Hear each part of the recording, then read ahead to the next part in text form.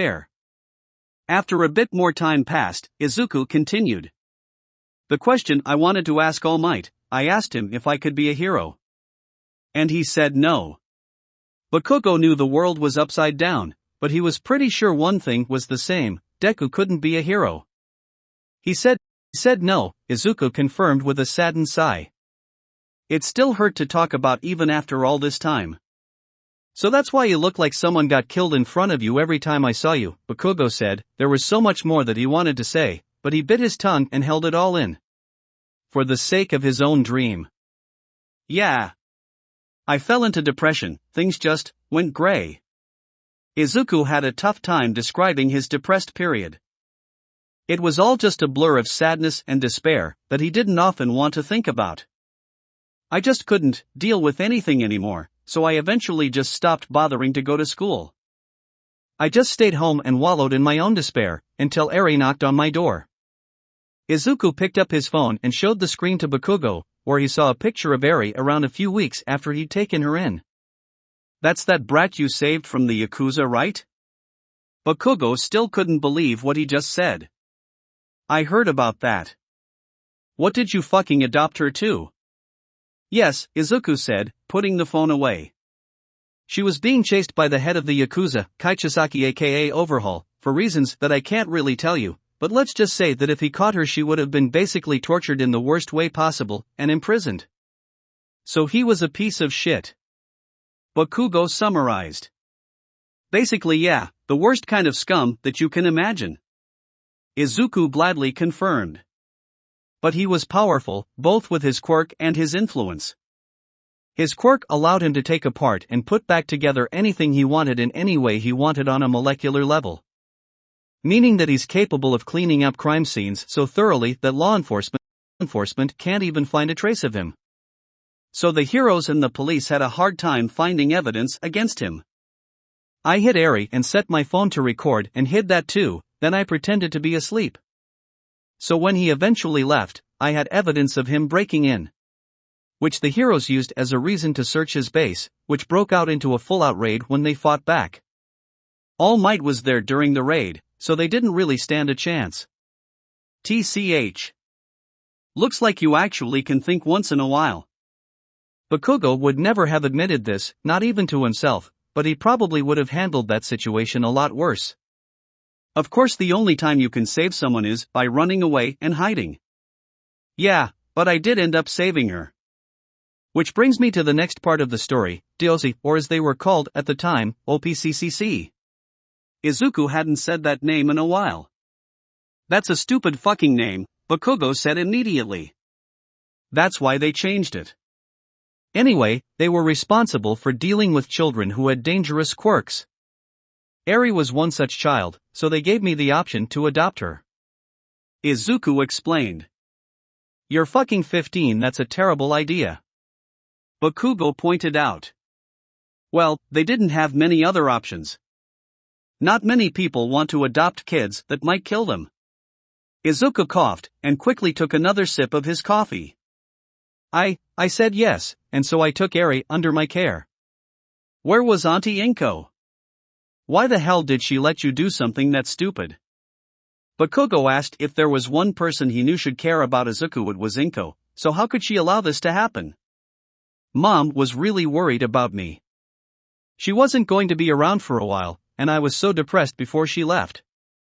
I think she knew that if I had Eri around, I would be more active and less sad," Izuku answered. "Although I don't think she could have imagined what would happen next." "What did you run into another kid being used by a villain?" Bakugo asked sarcastically. Yeah, actually." Izuku smirked at Bakugo's shocked expression. The "are you shitting me" look was so evident on his face that it almost made him laugh. "Not too long after I got Eri, I went to a supermarket with her to buy some things, and a villain attacked using another child's quirk to turn everyone to stone. Her name is Kei." Izuku showed him a picture of her while they were selling food at the food stand. "After shooting the villain with a tranquilizer dart dash." "Wait, why the hell did you have a tranq gun?" Bakugo asked him. "Eri's quirk is, well, I said before, it's dangerous and she basically had no control over it. If her quirk went off by accident or she couldn't turn it off during her training, then she could very easily kill someone by accident. So the only way to turn it off at that point is with, well, the tranq gun." Izuku hated talking about the tranq gun. He felt a lot better about it now than he did before, since Eri had better control over her quirk. Izuku felt like he was less likely to use it, which put him at ease a bit. Bakugo also seemed to understand the necessity of it and stayed silent. "So after I rescued her, I adopted her because she also fell under Diosi's jurisdiction, and I really just didn't know how to say no to her and Eri." Izuku sighed. It was also at that point that DOC started to realize I had a weakness when it came to the kids and started being more pushy. They only got more and more forceful with each kid I happened to find. Wait, you telling me this shit happened again? Bakugo asked in disbelief. How many fucking parents just dump their kids onto the streets? Way too many, Izuku answered, although in his eyes any amount of kids being abandoned on the street was way too many. Anyway, after bumping into a few more kids, DOE fully realized that they could give all of the kids under their custody to me. And so I signed a contract that would put me in charge of a new organization, in charge of taking care of any OPCs, whose parents either couldn't keep them or no longer wanted to keep them. I would get a very generous amount of government funding, a large house capable of fitting that many children, and a lot of other benefits. But in return, I would have to do this for the rest of my life, and take in every single child taken by DOC without the ability to refuse. I decided the course of my life when I signed that. So let me get this straight. You through some freak coincidence, kept finding abandoned kids with overpowered quirks, and the government saw an opportunity to dump all their unwanted brats on you because they knew you wouldn't fucking say no, and so you signed your life away so you're stuck babysitting until you fucking die. Bakugo summarized. Izuku sighed, massaging the bridge of his nose to try and fight off a headache that was developing. Not how I would put it. And don't call them unwanted brats. Ever. There was a moment of silence between them, as Bakugo took a minute to fully take that in. You really did give up, huh? Bakugo had tried for years to get Izuku to give up on his dream, and he honestly thought that at this point only death would get Izuku to stop. It turns out all it would take was All Might himself. That guy really could do anything. But it just seemed that something was wrong about it. Maybe in a vacuum, he would consider that to be a good thing, but now it was just another thing that changed, adding to the feeling that his life before UA might have well been, like Aizawa said, another world entirely.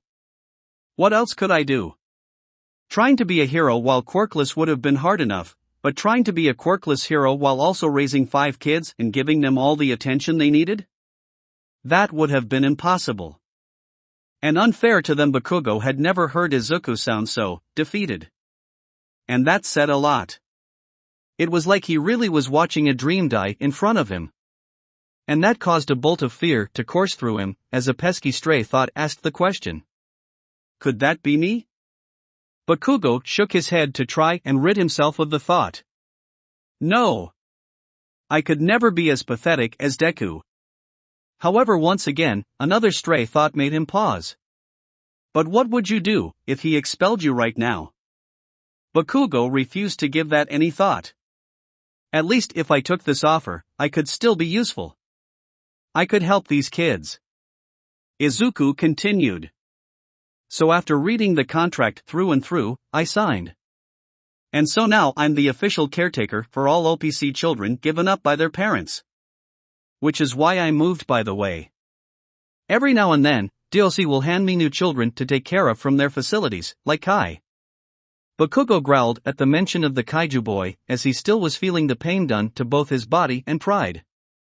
So, when's the part where you became buddy-buddy with fucking All Might, ratted out the school, and became the head of some other fucking government branch or some shit? And where the hell is Auntie Inko? Well, to start with All Might, when I gave the evidence to the police, they put me under witness protection. All Might was the first hero who volunteered to guard us, and after that, I kept running into him. I think he feels bad about telling me I can't be a hero. Although I don't really think he should. Izuku explained. And as for Mom, well, she used a lot of the money we acquired to start her own company. It's doing pretty well. Right now she's overseas working to try and raise it up even more. So far that was the only thing Izuku had said that made Bakugo even the slightest bit happy. Well, at least she's doing fine. She deserves it for having to put up with Deku's worthless ass. Also, I never really ratted out the school. Izuku corrected. After the heroes figured out I was quirkless and that I hadn't gone to school in a while, they got suspicious and started investigating. It didn't take them too long to figure out about the quirk discrimination. Bakugo paused. That makes sense. I still don't see why they should fucking care, but since they do for some goddamn reason, it makes sense they'd take one look at Deku while he's out of school and see that something was up. Also, I want to say, I am not the head of a government branch, Izuku said sternly. You could say that I am unofficially in charge of the quirk removal branch and I do decide who gets their quirks erased, but on paper, I'm not at all in charge of it. Wait, the what branch? Bakugo wasn't sure he heard that correctly. He had to have misheard it because there was no way what he heard was true. The quirk removal branch. We wanted to keep it a secret for a while, but that was pretty pointless. Eventually, people were going to find out about others suddenly losing their quirks. The government hasn't announced the branch to the public yet, but Izuku didn't get a chance to finish as Bakugo uninterrupted him. What the fuck do you mean, quirk removal? Don't just brush past that. How the fuck are removing quirks? And why the fuck are you in charge of it? Bakugo was feeling a mix of confusion, anger, and fear. Because now he knew Izuku could do so much worse than just expel him. Well, unfortunately, both the way in which quirks are removed and the reason I have so much influence are on a strictly need-to-know basis. Izuku made sure his tone conveyed that there was no room for argument. If the knowledge that Aries' blood was the key ingredient to making the quirk erasing formula, then countless people would come after her and do the same thing Overhaul did. The poor girl would probably never be able to step outside again. But you don't need to worry about your quirk being erased.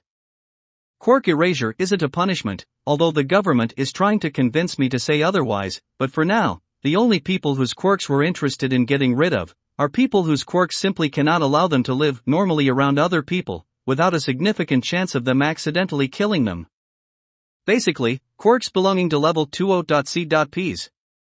People with quirks more dangerous than the level 1 OCPs you've seen like Kai. That didn't make Bakugo much calmer. To him, he still saw it as his fate being at Izuku's mercy. Which was an uncomfortable thought to say the least. I think that covers everything. Izuku gave a relieved sigh. A lot has changed, it's almost unbelievable even for me. It's very different from how I thought my life would be, Kaken. I want to see you become a great hero. Not once during this talk did you lash out at me or attack me. You can improve. I know that. But, until then, I would like to stay away from each other. Right now you're not really a good influence for my kids, also they hate you. So for now it's best to go our separate ways. TCH. Fine. The less I have to see you the better. Bakugo grumbled. Can I get out of here now? I'm fucking starving.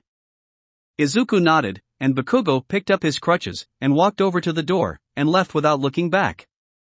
The green-haired father immediately sunk into his seat, as all the tension he'd been feeling melted away. In truth, he had been more than a bit nervous about meeting with Bakugo. He didn't think that Bakugo would attack him. He was somewhat confident that his old friend was smart enough not to ruin his own future. But he also wouldn't have thought his old friend would have turned into such a bully. So there was a bit of doubt. Still, he knew Bakugo would need to be dealt with. He knew that the explosive blonde was quite stubborn, and if he wanted to find him then he very well might. And the last thing Izuku wanted was Bakugo getting near his house, only to be met with his children and likely an army of Grimm. That would not end well for anyone. However, his relief was short-lived, as suddenly he felt a strong pain in his chest. Gah! Izuku clutched his chest in pain, but it didn't last long, as soon the pain vanished just as quickly as it came. Izuku struggled for breath for a bit, sweat dripping down his face as he suddenly felt very hot. After another few minutes, everything went back to normal and fell to the side, now completely laying down on the couch. I should see a doctor, Izuku concluded. He felt so tired, and he could feel his eyes closing and he knew he couldn't stop them. I'll make an appointment, eventually. And so everything went black. Chapter 40, Red and Green. Class 1A was kinda confused. Everyone, sans Bakugo, was taken over to the cafeteria and they got their lunches, but instead of going to the lunch tables and going about their usual business, Nizu gathered them all back and they were being led through the hallways. Principal Nizu? What is happening? Ida asked, not able to do his arm chopping motions because he was holding his lunch. You'll see, Nizu told them. That made everyone a bit nervous.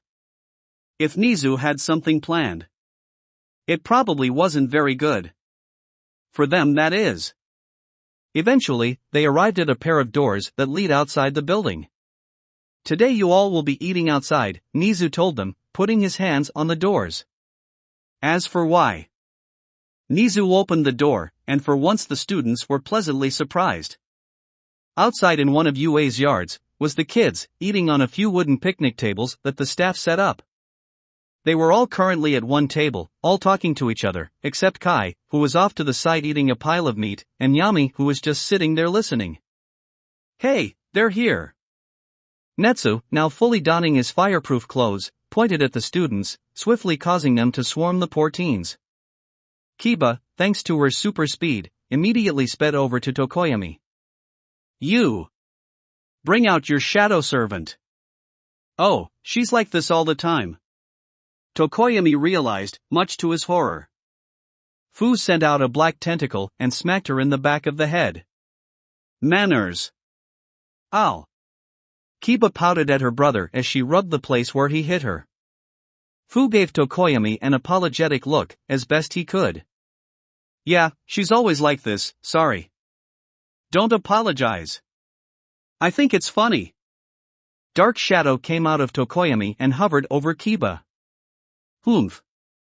You won't find me so amusing when I surpass you. Keba swore. Mark my words, Shadow. You will kneel before me. Ah ha ha. I look forward to seeing you try. Dark Shadow challenged. Meanwhile, Natsu ran up to Todoroki, and the older boy gave the flaming child a conflicted look. You that ice guy, right? Your quirk is so cool. We should fight sometime. Can you turn your quirk off? Todoroki asked him. Nope. The flame's always on. Natsu shrugged. Don't worry. My clothes are fireproof. Just don't touch my head. Todoroki knew it wasn't fair to dislike this child he just met because his quirk reminded him of someone he'd rather not be thinking about.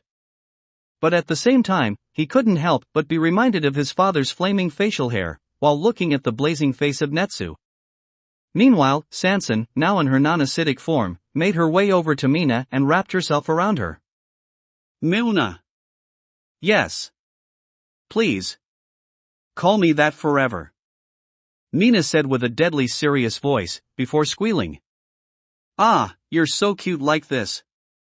And you're blue now. Sansan nodded. Not burning. Oh yeah. Your acid isn't burning anything. Toru pointed out.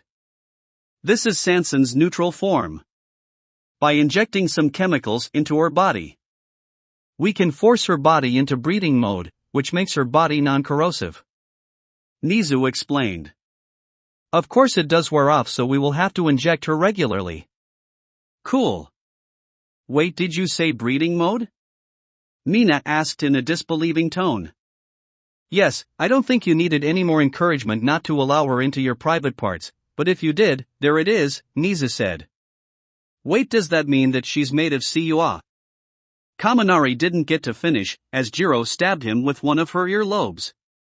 Kai walked over, each footsteps causing a gentle shaking in the ground, before leaning one of his heads down towards the group. EAP. Was the only noise that came out of Mineta's mouth as he trembled in fear. Mr. Nizu. Is Mr. Bakugo okay? Kai asked the principal with a concerned expression, well, at least what they thought was concerned. It was hard to read the expressions of giant serpentine hydra heads. Pa. I don't see why you should be concerned for such a horrid creature. Keba growled as she crossed her arms. He is more soulless than the Grim. And they don't have any souls. Mr. Bakugo will be just fine, and your concern for him, despite knowing what he's done to your father, is appreciated, Nizu told him. Kai, you're too nice for your own good.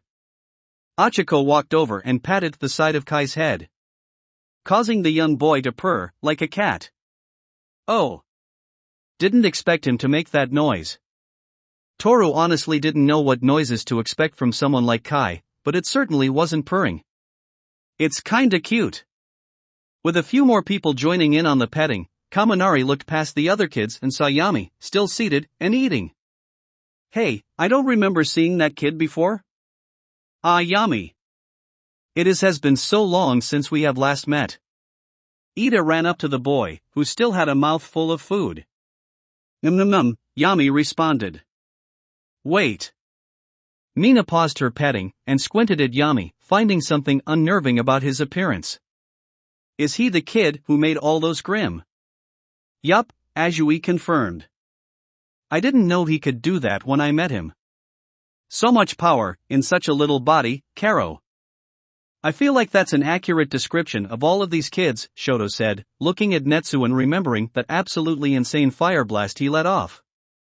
Yeah, that's why our parents didn't want us, Fu said. It was so sudden and so matter of fact, that it took everyone but Nizu off guard. Hey, that's not true. Keba protested. Yami's parents were eaten by wolves.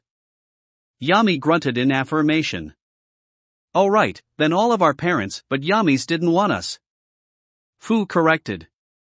With the entire class now sad and slightly uneasy, Nizu decided now it was time to leave. Well, I will be leaving now. Enjoy your lunches, Nizu said as he turned to leave. Wait. Kirishima called out to the tiny principal, causing him to stop and turn towards his student.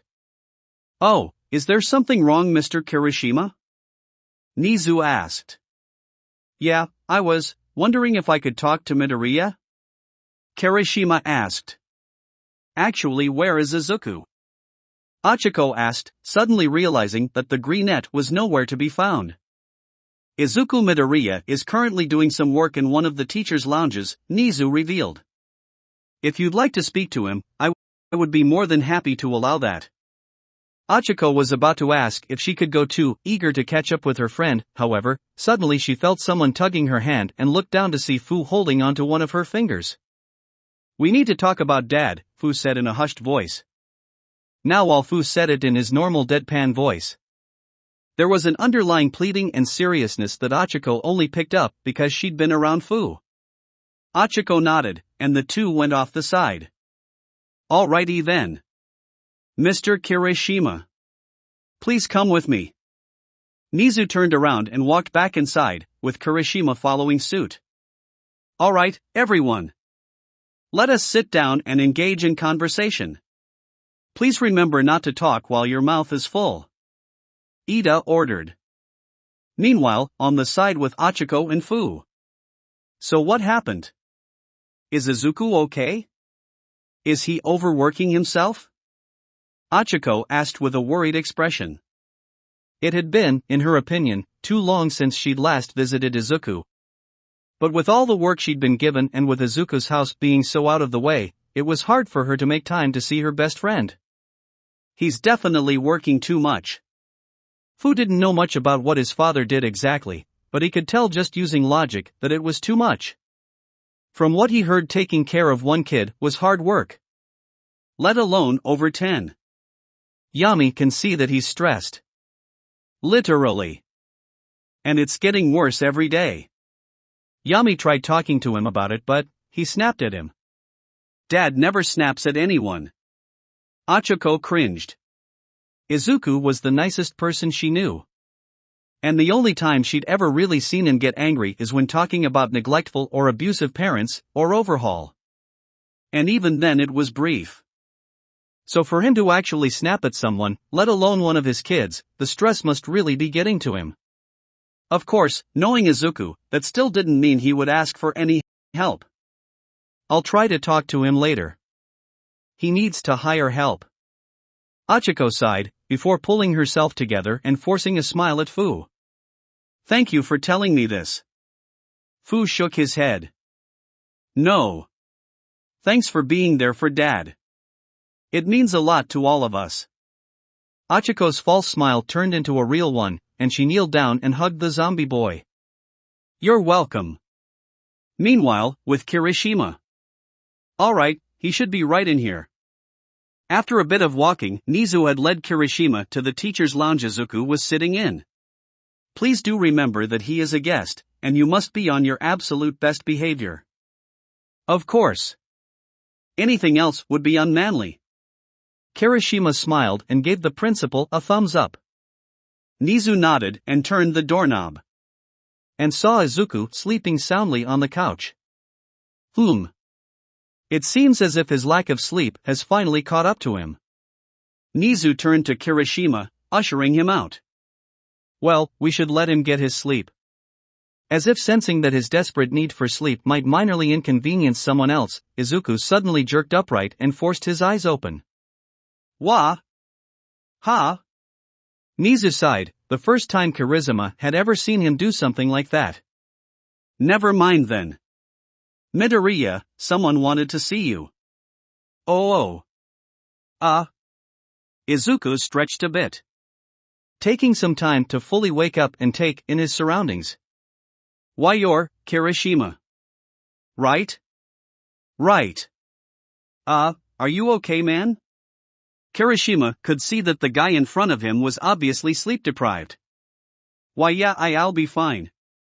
Izuku lied. Well, I'll be on my way, Nizu told them, before turning to Kirishima. Mr. Kirishima, do remember to head back to class when this is all done. You got it, sir. Kirishima told him. Nizu nodded, and promptly left the room, closing the door behind him. Kirishima looked at Izuku and Izuku stared right back at him. There was a minute of awkward silence between the boys. Izuku just wasn't used to being social and Kirishima wasn't sure how to approach the topic he wanted to talk about. So do you wanna sit down? Izuku eventually asked him. Oh yeah. Kirishima sat on the couch opposite to Izuku, and the awkward silence continued for half a minute until the hardening hero worked up the nerve to speak. So, I wanted to ask you something, about Bakugo. Almost any semblance of forced happiness drained from Izuku's face, and Kirishima started to regret coming here. If you don't want to, that's fine. Kirishima added as quickly as he could. No, it's okay, just, what do you want to ask? Izuku put his fake smile back on in an attempt to ease him. Well, I know he bullied you and everything, and I'm sorry if this seems like a stupid question, but is Bakugo? Kirishima found it was a lot harder to ask this question than he thought. A bad person? Izuku's expression shifted from tired to shocked. And once again Kirishima was left wondering if coming here was a mistake. Before he could try to amend his words though, Izuku spoke up. I honestly don't really know. Izuku sighed, his tired expression returning now, somehow making him seem even more tired than before. I've been wondering about that myself. I want to say no. I really do. But I know that I have some sort of bias that makes me want to believe him more. But every time I look at what he's done and said for the last 10 years, and I look at it logically, and I can't really dismiss the notion that he is. That was very shocking for Kirishima. Wait. You said you had a bias that made you want to believe in him? Didn't he bully you for most of your life? Yeah, I guess I should explain that. Izuku said. You see, a long time ago, Bakugo was my first friend. Wait, really? Kirishima was once again taken aback by this revelation. Izuku nodded solemnly. We were friends almost since birth. Our moms were close and we lived nearby each other, so we'd meet and play together often. We were close. The best of friends. What happened? Kirishima truly didn't know what could cause a friendship to fail so badly that it would end in one of the two former friends bullying the other one for years. He got his quirk. And I didn't. Izuku answered simply. That's it? He just stopped being your friend the moment you didn't get your quirk? Kirishima knew that quirk discrimination was bad, but would it really cause a friend to turn on their other friend that quickly? It wasn't, it's more complicated than that. Izuku took a moment to figure out how to explain this properly. It wasn't instant. It happened, quickly, but it still took time. And honestly, I don't think it was fully Kaken's fault. When he got his quirk, he was praised, constantly by the other people. Teachers, principals, students, even random people on the street sometimes. Whereas I was on the opposite end of the social ladder. Pretty much everyone hated me when they found out I was quirkless. It was like night and day between the two of us. Or rather, it was like rich and poor. So when everyone was telling him that he was absolutely amazing and that I was lower than the dirt, you can start to see how he became the way he is today. I mean, yeah, but that's still wrong. Kirishima would like to think that even in that situation, he would never turn on a friend. So while it did explain some of Bakugo's behavior, it didn't really make him think much better of the explosive blonde. Yeah, but honestly I think most of the reason Kaken is the way he is because people fed him this toxic mindset his entire life, Izuku explained. And looking back, All Might was kind of a part of that. Wait, All Might? Kirishima was confused. Why would All Might be part of why Bakugo's such a jerk? All Might's a real man. Kirishima. When you think of All Might, what are things you think of first? Izuku asked him. His manly smile. His manly speeches. The manly way he saves people. And that wicked awesome power he has. Kirishima answered honestly. Izuku nodded. Bakugo probably only saw that last part though. When you're taught that might makes right, and one of the most respected and worshipped people in the world is someone who's praised for their strength and literally called All Might, for him, it kind of confirmed that mentality. Kirishima pondered that for a moment. At first, it seemed almost impossible that looking up to All Might could lead to anything bad, but Izuku's explanation made sense. I also probably didn't help this, Izuku admitted sheepishly. I was one of the people who kept praising him. If the victim of your bad acts tells you everything is okay, then it makes you think your bad act wasn't all that bad. I still don't really understand you, man. It feels like you should really hate Bakugo, but it sounds like you're defending him? Kirishima honestly didn't expect the conversation to go like this. Izuku grimaced. Well, it seems like family has a bad trait of defending people who hurt us. If you ask my mom, my dad is working overseas. What actually happened is that my dad abandoned us the moment he found out we were quirkless. Kirishima flinched after hearing that. He knew that quirk discrimination caused a lot of people to turn their backs on Izuku, but for even his own father to turn his back on him?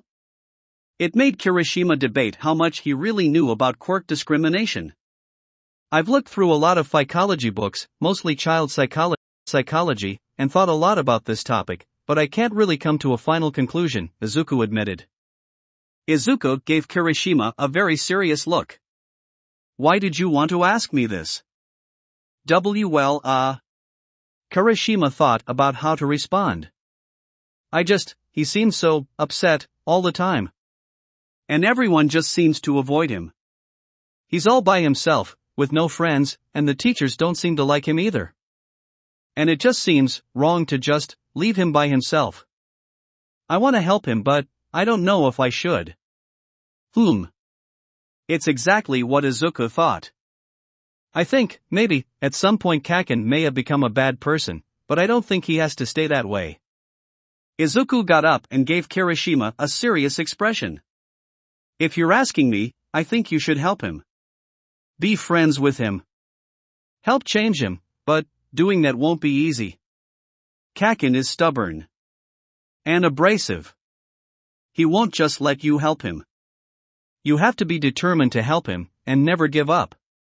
And you have to be able to take a few explosions too.